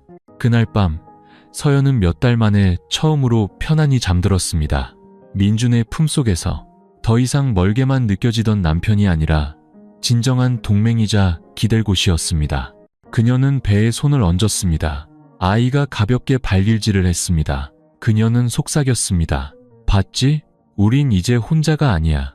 다음 날 아침 3층 양옥집은 평소보다 더 조용했습니다. 하지만 그 고요함 뒤에는 폭풍이 서서히 몰려오고 있었습니다. 서연은 일찍 일어나 아침 식사를 준비했습니다. 민준이 좋아하는 된장찌개를 끓였습니다. 신혼 초에 자주 끓여주던 음식이었습니다. 그녀는 별말 없이 몇 달 만에 처음으로 부드러워진 눈빛으로 그를 바라보았습니다. 방에서 나온 박 여사도 달라진 분위기에 놀란 기색이 아니었습니다. 그녀는 어젯밤부터 모든 것이 예전 같지 않을 것임을 알고 있었습니다. 김진태 씨가 가장 마지막에 나타났습니다. 다림질이 잘 된 셔츠, 수십 년간 그래왔듯 점잖은 모습이었습니다. 그는 식탁에 앉으며 고개를 끄덕였습니다. 오늘 아침은 온 가족이 다 모였구나. 참 드문 일이야. 서연은 고개를 숙이고 조용히 남편에게 반찬을 집어주었습니다. 민주는 웃지도 말하지도 않았습니다. 김진태 씨가 입을 열었습니다. 오늘 동사무소에서 노인회 회의가 있다. 서연이는 집에서 쉬면서 영양제 꼭 챙겨 먹거라. 민준이 수저를 내려놓았습니다. 그의 목소리는 차분했지만 얼음장처럼 차가웠습니다. 아버지, 급히 가실 필요 없어요. 오늘 이 집에서 확실히 해야 할 얘기가 있습니다. 김진태 씨는 잠시 멈칫했습니다. 그의 시선이 서연을 거쳐 아내에게로 향했습니다. 얼굴은 여전히 태연했지만 등줄기는 뻣뻣하게 굳어 있었습니다. 무슨 일이냐? 제 아내와 관련된 일입니다. 그리고 아버지와도요. 내가 무슨 상관이 있단 말이냐? 민주는 주머니에서 USB를 꺼내 식탁 위에 올려놓았습니다. 여전히 차분한 태도였습니다. 여기 아버지와 서연이의 대화 녹음 파일, 그리고 일기장 전체와 산부인과 기록, 증거가 될 만한 모든 것이 있습니다. 온 가족 앞에서 틀어드릴까요? 방 안에 공기가 얼어붙었습니다. 박 여사는 숟가락을 내려놓았습니다. 서연은 식탁 아래에서 손을 꽉 쥐었습니다. 김진태 씨는 어색하게 웃었지만 눈빛은 흔들리기 시작했습니다. 네가 지금 네 아비를 의심하는 거냐? 의심이 아니라 확신입니다. 아버지는 제가 출장 간 틈을 타 제 아내를 겁탈했습니다. 그리고 지금은 침묵과 가문의 명예를 이용해 그녀의 입을 막으려 하고 있고요. 그게 영원히 숨겨질 거라고 생각하셨습니까? 김진태 씨는 벌떡 일어섰습니다. 목소리가 높아졌죠. 너 지금 무슨 말을 하는 거냐? 미쳤구나. 민준도 일어섰습니다. 책상을 3개 내리쳤죠. 미쳤다고요? 미친 건 아버지입니다. 도덕적인 척, 온갖 훈계를 하시더니 결국에는 병든 욕망에 사로잡힌 위선자일 뿐이었어요. 네가 감히요? 오늘부터 저는 제 아내를 제 모든 것을 걸고 지킬 겁니다. 이따위 가짜 명예 따위는 더 이상 필요 없습니다. 집안은 침묵에 잠겼습니다. 서연은 두 눈이 붉어졌지만 고개를 똑바로 들고 앉아 있었습니다. 박 여사는 조용히 손수건을 꺼내 눈물을 닦았습니다. 누구도 말리지 않았고 누구도 편들지 않았습니다. 처음으로 모든 말이 진실이었고 모든 가면이 벗겨졌기 때문입니다. 김진태 씨는 한 걸음 물러섰습니다. 가슴이 거칠게 오르락내리락 했죠. 그는 편들어줄 눈빛을 찾으려는 듯 한 사람 한 사람을 쳐다봤지만 아무도 없었습니다. 심지어 수십 년간 두려움에 침묵했던 아내조차 예전처럼 그를 보지 않았습니다. 네가 뭘 어쩔 셈이냐? 김진태 씨가 물었습니다. 우선 이 집을 나갈 겁니다. 서연이를 데리고 다른 곳으로 갈 거예요. 아이는 아버지 같은 사람을 할아버지라고 부르며 자라지 않을 겁니다. 민준이 단호하게 말했습니다. 네가 감히 쟤를 데리고 나가? 여긴 더 이상 집이 아니에요. 아버지. 민준은 돌아서서 서연의 손을 꽉 잡았습니다. 이번에는 어둠 속이 아니라 환한 대낮의 빛 속에서였습니다. 그날 오후 부부는 누구에게도 말없이 짐을 쌌습니다. 문을 나서기 전 서연은 한때 자신의 꿈이었던 그 집을 돌아보았습니다. 그 꿈은 이제 산산조각 났지만 그 조각들 속에서 그녀는 자기 자신을 되찾았습니다. 계단 모퉁이에서 박 여사가 조용히 그들을 지켜보고 있었습니다. 그녀는 그들을 붙잡지 않았습니다. 그저 다가와 민준의 손에 통장 하나를 쥐어주었습니다. 이건 엄마가 모은 돈이다. 이걸로 손주 잘 키우거라. 민준은 어머니의 손을 잡으며 목이 메었습니다. 어머니, 용서하세요. 어머니가 어떻게 살아오셨는지 몰랐어요. 박 여사는 옅게 미소 지었습니다. 늦지 않았다. 가거라. 더 이상 여자가 나처럼 살게 두지 마. 대문이 닫히고 김진태 씨는 현관 앞에 주저앉았습니다. 얼굴이 새하얗게 질려 있었죠. 아무도 그의 편이 아니었습니다. 그리고 서연은 몇 달 만에 처음으로 해방된 사람의 자세로 시집의 대문을 나섰습니다. 읍내 골목에 위치한 작고 소박하지만 따뜻한 원룸. 그곳은 거짓으로 가득 찬 가정에서 살던 서연이 처음으로 진정한 소속감을 느낀 곳이었습니다. 낡은 벽지, 삐걱거리는 선풍기, 한 사람이 겨우 설 수 있는 좁은 화장실. 하지만 서연에게 그곳은 천국이었습니다. 더 이상 감시하는 눈빛도, 한밤중의 노크 소리도, 부엌에 혼자 있을 때 등 뒤에서 느껴지던 역겨운 숨결도 없는 곳. 민주는 동네의 작은 건설 회사에 다시 취직했습니다. 월급은 많지 않았지만 안정적이었죠. 서연은 집에서 온라인으로 물건을 팔기 시작했고 부업으로 봉투 접기를 하며 아이를 낳을 날을 위해 조금씩 돈을 모았습니다. 삶은 고되고 힘들었지만 마음은 깃털처럼 가벼웠습니다. 그녀는 매일 밤배에 손을 얹고 속삭였습니다. 우리는 살아남을 거야. 누구의 동정도, 누구 앞에서의 굴복도 없이. 하지만 저편, 한때 김씨 가문의 자랑이었던 3층 양옥집에서는 한 사람의 그림자가 점점 외로워지고 있었습니다. 김진태 씨, 말재주와 집안의 명망으로 존경받던 그 남자는 이제 싸늘한 공기 속에서 살고 있었습니다. 친척들은 서연이 집을 나갔다는 소식을 듣고 처음에는 반신반의했습니다. 하지만 한 조카가 우연히 민준이 몇몇 친척에게만 공유한 녹음 파일을 듣게 되었습니다. 그리고 소문은 퍼져나가기 시작했습니다. 종친회 모임에서 사람들은 김진태 씨의 눈을 피하기 시작했고 누군가는 요즘 세상엔 처신을 조심해야지, 안 그러면 집안 망신 다 시킨다며 비꼬기도 했습니다. 어느 날 오후 그가 평소처럼 동네 정자에 나갔지만 익숙한 인사 대신 차가운 목례만이 돌아왔습니다. 한 노인 친구가 조용히 말했습니다. 듣자 하니 자네 집안이 시끄럽다던데? 며느리가 친정으로 애 낳으러 갔다며? 김진태 씨는 어색하게 웃으며 화제를 돌렸지만 등은 차갑게 식어 있었습니다. 그날 밤 그는 방에서 혼자 술을 마셨습니다. 박 여사는 더 이상 묻지 않았습니다. 그녀는 자신을 위한 식사만 챙기고 제단에 꽃을 올리고 방문을 굳게 잠갔습니다. 매일 밤 김진태 씨는 잠을 이루지 못했습니다. 서재 책상 앞에 멍하니 앉아 낡은 서류들을 뒤적였습니다. 벽에 걸린 표창장, 도지사 상장.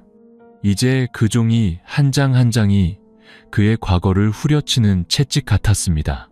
그가 자신의 본성을 감추기 위해 사용했던 바로 그 과거를요. 사흘 후 그는 검찰에 근무했던 옛 친구에게 전화를 걸었습니다. 이보게, 요즘 법이 집안일에 대해서도 조사를 하나? 그러니까 공식적인 고소가 없어도 말일세. 상대방은 차갑게 대답했습니다. 고소가 없으면 아무도 나서지 않지. 하지만 잊지 말게. 요즘 세상은 법원보다 인터넷이 더 무서워.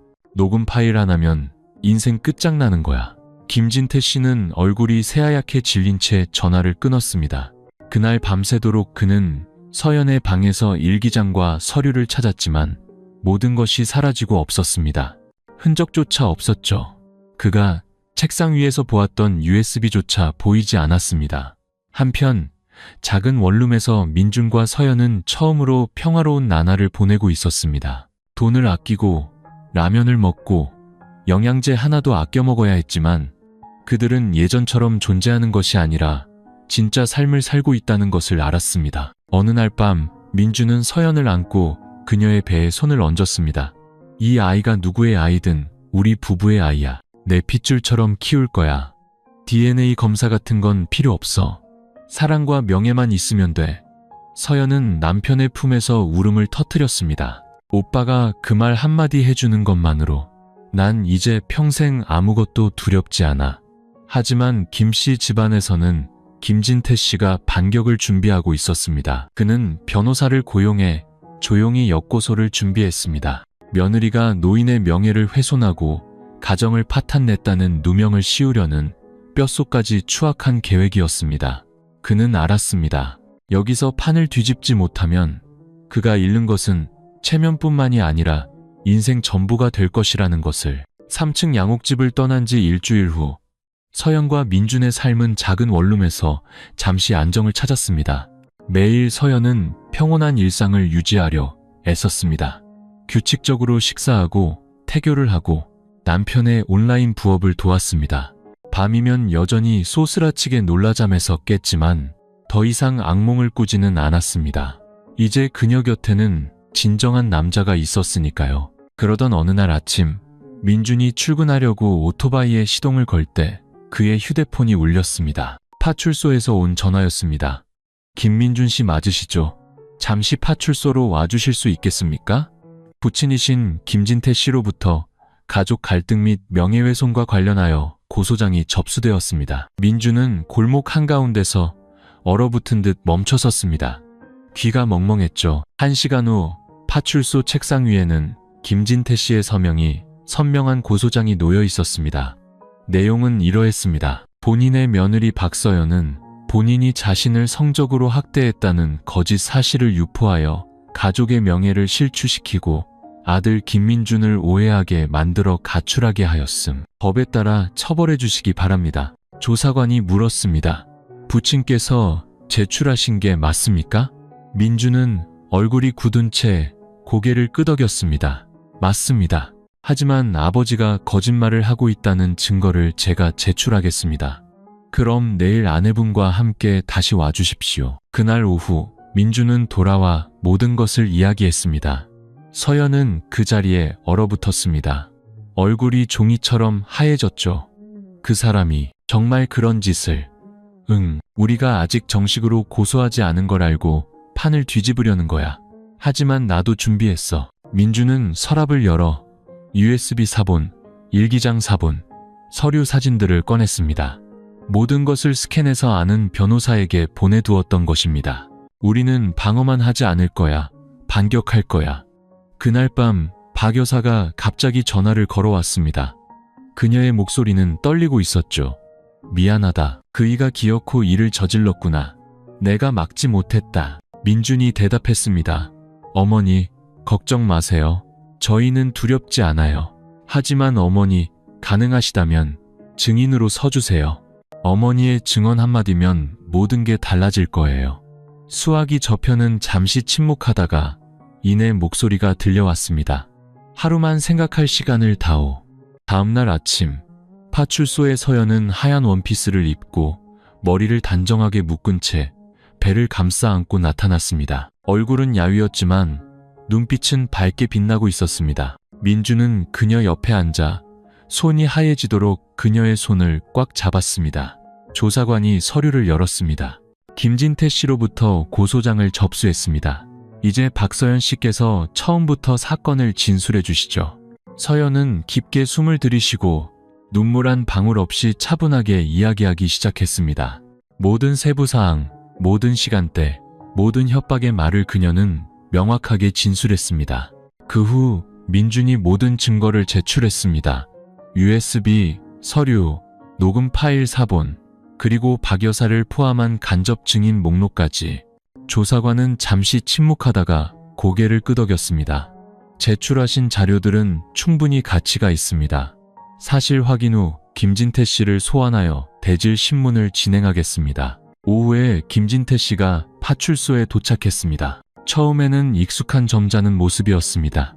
서류 가방을 들고 단정하게 차려입었죠. 하지만 조사실에 앉아있는 민준과 서연을 보자 그의 눈에 불안감이 스쳤습니다. 조사관이 USB를 그의 앞에 놓고 이 녹음 파일 속 목소리가 본인 목소리가 맞습니까? 라고 묻자 김진태 씨는 얼굴이 창백해지며 당황했지만 끝까지 부인했습니다. 기억나지 않습니다. 편집되었을 수도 있고요. 그럼 음성 분석을 위해 목소리 채취에 동의하시겠습니까? 그는 말문이 막힌 채 시선을 피하며 주위를 두리번거렸습니다. 민준이 일어나 아버지를 똑바로 쳐다봤습니다. 아버지를 용서할 수도 있다고 생각했습니다.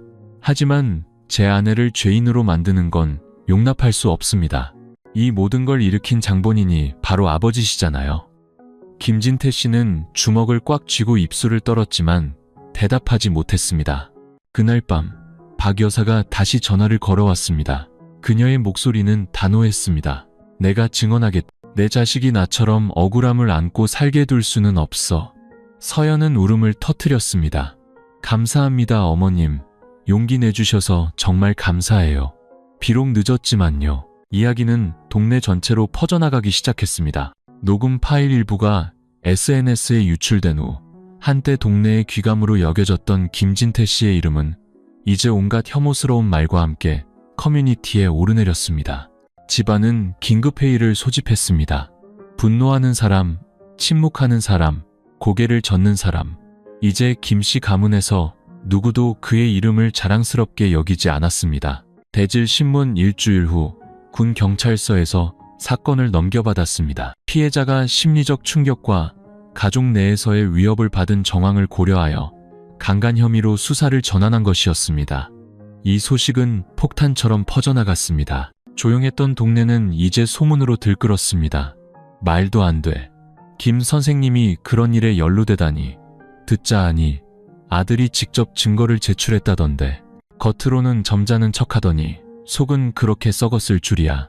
각종 시상식과 주민회의에서 거론되던 김진태라는 이름은 이제 금기어이자 혐오의 대상이 되었습니다. 월 중순 어느 날 김진태 씨에 대한 당원 자격 정지 결정이 내려졌습니다. 공고문에는 김진태 당원은 심각한 도덕적 해이가 의심되며 며느리 성폭행 혐의로 조사가 진행 중임이라고 명시되어 있었습니다. 즉시 그는도 교육청 퇴직교원회에서의 모든 직위를 박탈당했고 지역 대표 회의 명단에서도 이름이 삭제되었습니다. 대문 앞에 걸려있던 3년 연속 모범 가정이라는 현수막은 조용히 철거되었습니다. 각종 회의에서 고개를 빳빳이 들고 다니던 김진태 씨는 이제 집 안에 숨어 골목 밖으로 얼굴을 내밀지 못했습니다. 도시의 다른 한편 서연과 민준의 작은 원룸은 이 소식들을 다른 감정으로 맞이했습니다. 통쾌함이 아닌 안도감이었습니다. 그날 정기검진을 다녀온 후 의사는 태아가 잘 자라고 있으며 산모가 잘 먹고 잘 자면 한 달 후에는 안전하게 출산할 수 있을 거라고 말했습니다. 서연은 남편을 보며 입술을 떨었습니다.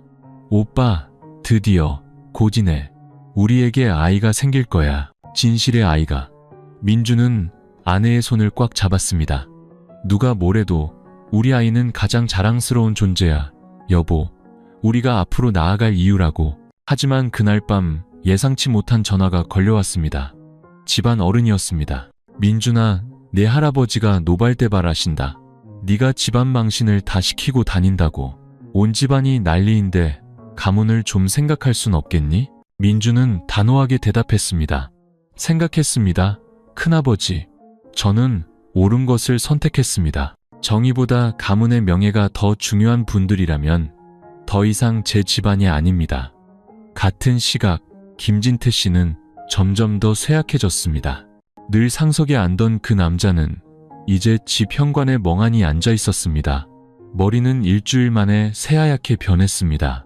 이웃들은 지나가며 더 이상 인사하지 않고 조용히 고개를 저을 뿐이었습니다. 박 여사는 완전히 침묵했습니다. 그녀는 욕을 하거나 비난하지 않았지만 매일 일찍 일어나 마당을 쓸고 자신만의 식사를 준비했습니다. 김진태 씨가 식사를 마치면 그녀는 말없이 그의 그릇만 따로 치웠습니다. 그는 화를 내고 책상을 치고 소리 지르기도 했습니다. 당신도 저것들 편드는 거지. 그녀는 그저 대답했습니다. 난 누구 편도 들지 않아요. 내 양심을 따를 뿐이지. 어느 날 오후, 김진태 씨는 혼자 군 경찰서로 찾아가 사건 담당 조사관을 만나게 해달라고 요청했습니다. 며느리에 대한 고소를 취하하고 싶습니다. 제가 잘못했습니다. 조사관이 물었습니다. 허위 진술을 했다는 확인서에 서명할 준비가 되셨습니까? 그는 잠시 침묵하다가 말했습니다. 며칠만 시간을 주십시오. 그날 밤 그는 혼자 앉아 있었습니다. 손에는 3년 전설에 찍은 가족 사진이 들려 있었죠. 그때 서연은 환하게 웃으며 민준의 손에 자신의 손을 포개고 있었고 그는 모든 것을 가진 사람처럼 만족스러운 얼굴로 가운데 앉아 있었습니다. 이제 다시 보니 사진 속 미소는 더 이상 자신을 향한 것이 아니었습니다. 그는 갑자기 울음을 터뜨렸습니다. 아무도 들어주지 않고 아무도 위로해주지 않는 울음. 인간성을 잃은 자의 대가는 마지막에는 명예조차 포함하여 아무도 곁에 남지 않는다는 것이었습니다. 7월 초 장마가 시작되었습니다. 억수 같은 비가 도시를 잿빛으로 물들였습니다. 하지만 서연에게 그날은 슬픈 날이 아니었습니다. 모든 것이 충분하다고 느낀 날이었습니다. 그녀는 원룸 창가에 서서 가볍게 배를 쓰다듬었습니다. 뱃속의 아이가 마치 엄마, 저 곧 가요 라고 재촉하듯 힘차게 움직였습니다. 그때 민준의 휴대폰이 울렸습니다. 조사관이었습니다. 김민준 씨, 알려드릴 게 있습니다. 김진태 씨가 고소 취하서에 서명했고 동시에 아들이 없는 사이 며느리를 성적으로 학대한 사실을 인정했습니다. 저희는 현재 사건을 기소 의견으로 검찰에 송치할 준비를 하고 있습니다. 민준은 수화기를 쥔 손에 힘을 주며 목맨 소리로 말했습니다. 감사합니다. 정말 감사합니다. 그는 돌아서서 서연을 껴안았습니다. 그녀는 아무 말 없이 남편의 가슴에 손을 얹고 그의 심장이 세차게 뛰는 것을 느꼈습니다. 진실은 마침내 확인되었습니다. 더 이상 숨길 것도 피할 것도 없었습니다. 더 이상 누구도 그녀를 집안에 분란을 일으킨 사람이라고 손가락질할 수 없었습니다. 이틀 후 서연에게 진통이 시작되었습니다. 고통에 눈물이 흘렀지만 더 이상 치욕의 눈물은 아니었습니다. 민주는 아내를 군립병원으로 데려갔습니다. 소박하지만 깨끗하고 아늑한 곳, 예전 3층 양옥집의 냉기와는 다른 곳이었습니다. 박 여사도 조용히 택시를 타고 왔습니다. 그녀는 대기실에 앉아 떨리는 손으로 따뜻한 죽이 담긴 보온병을 들고 있었습니다. 아내는 못 들어가지만 무서워하지 마라. 엄마가 밖에 있을게. 분만은 5시간 동안 계속되었습니다. 새벽 2시 수술실에서 우렁찬 울음소리가 터져나왔습니다. 3.2kg의 남자아이, 하얀 피부, 숨 많은 검은 머리, 동그랗게 뜬 눈. 아이는 밖에서 쏟아지는 비 속에서 첫 울음을 터뜨렸습니다. 민주는 그 자리에서 울음을 터뜨렸습니다. 그는 아내의 손을 잡고 이마에 입을 맞췄습니다. 잘했어, 서연아. 당신과 아이가 내 전부야. 그녀는 속삭였습니다. 나와 우리 아이를 버리지 않아줘서 고마워. 다음 날, 민주는 아빠 손안에 담긴 작은 아기 손 사진을 SNS에 올렸습니다. 그리고 이렇게 썼습니다. 우리는 진실을 낳았습니다. 그리고 이 진실은 빗속에서 살아갈 자격이 있습니다. 게시물 아래에는 수백 개의 축하 댓글이 달렸습니다. 한때 그녀를 의심하고 모진 말을 했던 사람들까지 사과의 말을 남겼습니다. 사회는 때로 불공평하지만 끈기와 선함이 이끌 때 스스로를 바로잡을 줄도 아는 곳이었습니다. 같은 시각, 김진태 씨는 집에 홀로 있었습니다. 그는 병원에 다녀온 박 여사를 통해 소식을 들었습니다. 애 낳았대. 건강한 아들이래. 그는 대답 없이 한숨만 내쉬었습니다. 그의 앞에는 서명한 합의서, 조사 기록, 그리고 기소를 기다리는 동안 출국 금지 및 이동 제한 결정서가 놓여 있었습니다. 그가 치러야 할 대가는 명예뿐만이 아니었습니다.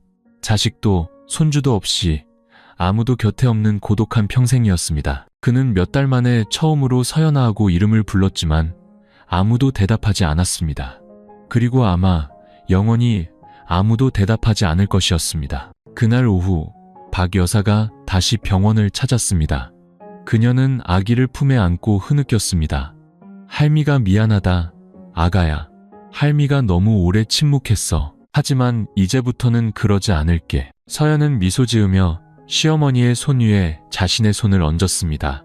원망도 분노도 없었습니다. 그녀는 어떤 사람들은 그저 과거를 넘어설 힘이 부족했던 또 다른 피해자일 수 있다는 것을 이해했기 때문입니다. 민주는 아들의 이름을 지훈이라고 지었습니다. 역경 속에서 태어났지만 진실로서 공을 세운 지혜로운 아들이라는 의미였습니다. 서연은 아들을 보며 조용히 말했습니다. 엄마는 시작을 선택할 수 없었지만 끝을 선택했단다. 그리고 너 덕분에 엄마가 옳았다는 걸 알게 됐어. 9월 맑은 햇살이 내리쬐는 날 군 법원에서 김진태 씨에 대한 1심 재판이 열렸습니다. 친족 관계를 이용한 성폭력 혐의였습니다. 온 동네가 떠들썩했고 사람들은 법원 마당을 가득 메웠습니다. 법정 안 세 줄의 방청석은 친척, 이웃, 그리고 한때 김진태 씨를 도덕의 상징으로 존경했던 사람들로 꽉 차 있었습니다. 한때 행사의 주빈으로 연단에 섰던 김진태 씨는 오늘 수갑을 찬 채 법정에 들어섰습니다. 빛바랜 셔츠, 새하얀 머리, 피고인석 앞에 선 그의 숙인 고개는 단순한 몸짓이 아니었습니다. 명예를 발판 삼아 윤리를 짓밟았던 자의 완전한 몰락이었습니다. 판사가 판결문을 읽었습니다. 피고인 김진태, 1955년생, 전직 교육공무원, 아들이 장기 출장으로 집을 비운 사이 며느리인 피해자 박서연에게 여러 차례 접근하여 강제로 관계를 맺고 임신에 이르게 한 혐의가 인정됨. 이 행위는 사회의 미풍양속을 심각하게 해치는 범죄로 형법 제299조에 의거하여 유죄로 판단한다. 아래에서 서연은 민준 옆에 조용히 앉아 있었습니다. 민준은 아내의 손을 꽉 잡고 있었죠. 그녀의 얼굴은 이상할 정도로 평온했습니다. 오늘 그녀는 더 이상 피해자가 아니라 진실의 승리를 위한 살아있는 증인이었기 때문입니다. 피고인 신문에서 판사가 물었습니다. 피고인은 공소 사실을 모두 인정합니까? 김진태 씨는 고개를 숙인 채 떨리는 목소리로 말했습니다. 인정합니다. 제가 잘못했습니다. 죄송합니다. 더 이상의 부인도 변명도 없었습니다. 증거가 그를 다른 말 못하게 했고 무엇보다 그는 자신의 양심에 패배했기 때문입니다. 변호인은 고령, 초범, 그리고 교육계에 헌신한 점을 들어 선처를 호소했지만 검사는 단호하게 반박했습니다. 사회적 영향력이 클수록 더 큰 책임감을 갖고 살아야 합니다. 피고인의 행위는 법을 어겼을 뿐만 아니라 도덕적 신뢰를 무너뜨리고 피해자의 정신에 심각한 상처를 입혔으며 사회에 큰 충격을 주었습니다. 아래에서 많은 사람들이 조용히 고개를 끄덕였습니다. 한때 칭송받던 사람이 정의 앞에 고개 숙여야 하는 현실. 그것은 망신이 아니라 경종이었습니다. 휴정 시간. 누구도 김진태 씨에게 말을 걸지 않았습니다. 박 여사조차 멀리서 남편을 바라볼 뿐이었습니다. 눈빛에는 더 이상 분노도 사랑도 없었습니다. 아주 명확한 단절만이 존재했습니다. 재판이 재개되고 판사가 선고했습니다. 증거와 증언을 토대로 본 재판부는 피고인 김진태에게 징역 7년을 선고한다. 또한 법정에서 피해자에게 공개 사과하고 규정에 따라 정신적 피해 보상금을 지급할 것을 명한다. 판사봉 소리가 울려 퍼지자 법정은 조용해졌습니다. 박수도 환호도 없었지만 모두의 마음이 한결 가벼워지는 것을 느꼈습니다. 진실이 말해지고 경청되고 처리되었기 때문입니다. 법정을 떠나기 전 김진태 씨는 최후 진술의 기회를 얻었습니다. 그는 일어나 힘없는 목소리로 말했습니다. 제 며느리와 아들에게 죄송합니다. 제가 잘못했습니다. 법의 엄중한 처벌을 받겠습니다. 부디 저보다 평온하게 살아가길 바랍니다. 말을 마친 그는 돌아섰습니다. 구분 등에는 더 이상 한 가정의 가장 상석에 앉아 도리를 논하던 사람의 위험은 없었습니다. 자신의 죄에 패배한 자의 모습뿐이었습니다. 재판이 끝나고 밖으로 나왔을 때 서연은 하늘을 올려다 보았습니다. 노란 햇살이 나무십 사이로 부드럽게 비치고 있었습니다. 그녀의 품에서 아기 지훈이는 평화롭게 잠들어 있었습니다. 한 중년 여성이 다가왔습니다. 한때 그녀를 믿지 않았던 이웃이었습니다. 그녀가 조용히 말했습니다. 서연 씨, 미안해요. 오늘에야 당신이 얼마나 강하고 올바른 사람이었는지 알았어요. 서연은 원망 없이 미소 지었습니다. 진실은요, 누구의 편도 필요 없어요. 그저 증명할 시간만 필요할 뿐이죠. 재판 1년 후 예전의 원룸은 도시 외곽의 작은 2층 집으로 바뀌었습니다. 민준과 서연이 한 푼 두 푼 모아 대출을 받아 장만한 집이었습니다. 화려하지도 고급스럽지도 않았지만 웃음소리가 있고 어둠이 없는 따뜻한 공간이었습니다. 지훈이는 이제 뒤집을 줄도 알고 아빠 엄마가 이름을 부를 때마다 소리내어 웃을 줄도 알았습니다. 아이는 건강하고 밝았고 눈빛은 맑았습니다. 과거에 오염되지 않고 오직 사랑과 보살핌 속에서 자랐기 때문입니다. 서연은 종종 창가에 앉아 아이를 안고 동화책을 읽어주었습니다. 그녀가 넘기는 책장 한 장 한 장은 그녀가 넘어야 했던 인생의 페이지와도 같았습니다. 하지만 이제 그 과거는 짐이 아니라 힘이었습니다. 민주는 계속해서 건설 엔지니어로 일했습니다. 그리고 한때 순종적이기만 했던 서연은 이제 작은 온라인 아동복 쇼핑몰의 사장이 되었습니다. 그녀의 이야기가 알려진 후 많은 사람들의 응원 덕분이었습니다. 적지 않은 사람들이 조언을 구하기 위해 메시지를 보내왔습니다. 낯선 여성들이 이렇게 써보냈습니다. 언니 덕분에 폭력적인 남편을 떠날 용기를 냈어요. 언니를 보며 아이가 있어도 아무것도 없어도 다시 시작할 수 있다고 믿게 됐어요. 감사해요. 더 이상 저 혼자가 아니라고 느껴요. 서연은 한 줄 한 줄 읽으며 울었습니다. 하지만 원망이 아닌 감사의 눈물이었습니다. 박 여사는 재판 후 민준이 마련해준 작은 아파트에서 따로 살기 시작했습니다. 매주 한 번씩 손주를 보러 왔습니다. 그녀는 말이 더 없어졌지만 눈빛은 더 이상 순종적이지 않았습니다. 한 번은 지훈이를 품에 안고 조용히 속삭였습니다. 할미는 비겁했지만 너 덕분에 용기라는 건 아무리 늦어도 시작할 수 있다는 걸 배웠단다. 김진태 씨는 지방의 한 교도소에서 복역 중이었습니다. 처음에는 반항하고 식사를 거부하고 소통을 거부했습니다. 하지만 점차 나이와 병, 그리고 고독이 그를 침묵하게 만들었습니다. 그는 민준에게서 첫 편지를 받았습니다. 단 한 줄이었습니다. 용서하기 위해 이 편지를 쓰는 게 아닙니다. 자신의 죄를 직면하지 못하는 남자는 침묵 속에서 죽게 될 거라는 걸 알려드리기 위함입니다. 그는 편지를 읽고 베개에 얼굴을 묻고 아이처럼 울었습니다. 지훈이의 돌잔치 날, 민준과 서연은 그들 곁을 지켜준 사람들을 초대해 작은 파티를 열었습니다. 친구 수진, 함께 싸워준 변호사, 박 여사, 그리고 새로운 이웃들.